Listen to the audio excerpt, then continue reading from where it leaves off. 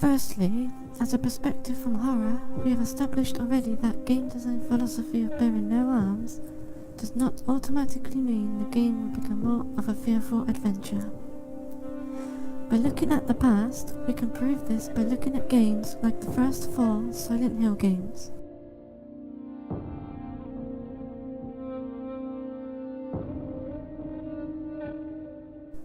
The 3 Forbidden Siren games, even as far as to say the original 3 Resident Evil games, which all had lots of weapons and action. Secondly, it is arguably agreeable that an immersive and an engaging game is the key to making the world more believable and thus scarier. The part I want to point out is the protagonist breathing.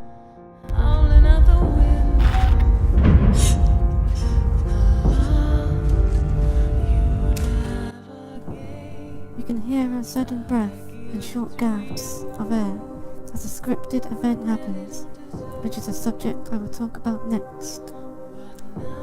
When the character makes noises with her voice as you see something unusual happen, it can create a disconnect in the believable factor because the player themselves may not have registered the event as something to be feared. This creates the disconnect from the game and disengaging the player from the world, which would ultimately dissipate the partnership between the player and the world. Thirdly, and by far the most offensive factor in this video, is how scripted the game will become. If we look at this VideoGamerTV preview, one of the commentators is talking about the AI pathing of the alien. Here it is.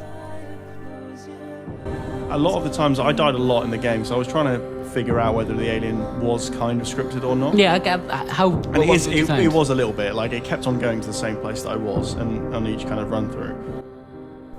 As we heard, the alien will, at some point, perhaps multiple times, follow a predetermined, i.e. scripted, path.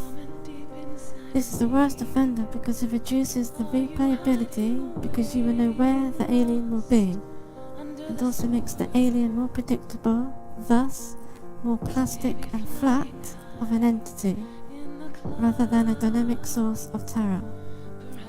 This also ties into the disconnect of immersion and engagement of the player and the world. The developers Creative Assembly have acclaimed that this game will be authentic to the original 1979 Alien film, a noble goal at that. But how is this possible when, very clearly, the game is copying the highly acclaimed Amnesia: The Dark Descent and the Slender Man games? You cannot bake your cake and eat it. What this means is that there is a contradiction in the philosophy of this game's design, as it is trying to be a modern first-person horror game, but at the same time, be like a film from the late 70s. But how does this not make the game scary? Well, I'm sure you've heard the saying, fear of the unknown, which means fearing what we do not know. However, as Alien Isolation is inspired by 2 modern games that have been claimed literally hundreds of times, it has become a stale design to follow in that the amount of scares we can get from this is being squeezed out from a carton. We should also take note that Creative Assembly is well known to be poor programmers of AI, as evident through their Total War series. So, what is the solution? We need something new, original, not seen before. That's what made the Resident Evil 1, Silent Hill 1, Forbidden Siren 1, Alien 1 scary, because they were all new concepts that have not been touched. Alien Isolation, on the broad scope of things, is just another Amnesia clone with better graphic fidelity. Finally, it is also established that graphics, and even audio for that matter, do not make a game scarier.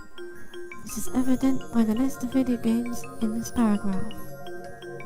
And for those who think audio is needed to scare, then why is silence such a powerful effect for tension building?